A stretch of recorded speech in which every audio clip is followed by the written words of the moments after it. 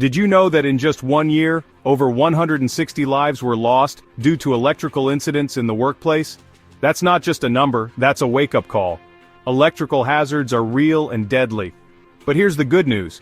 With the right training, you can prevent these tragedies. Welcome to the Applying Electrical Standards course brought to you by OSHA Online Center. This course is your practical guide to understanding OSHA and NFPA 70E electrical safety standards. We break down the jargon, highlight the regulations, and show you how to apply electrical codes safely and confidently in real-world scenarios.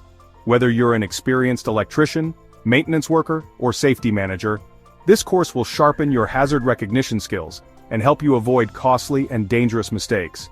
You'll learn to identify electrical risks before they become incidents, implement effective hazard controls, and most importantly, protect lives on your team. All this in just 24 minutes of concise, high-impact training. Designed for busy professionals, this course fits easily into your workday. And yes, it comes with a recognized certification upon completion. So, don't wait for an accident to learn the rules. Enroll now in the Applying Electrical Standards course. Click the link in description below.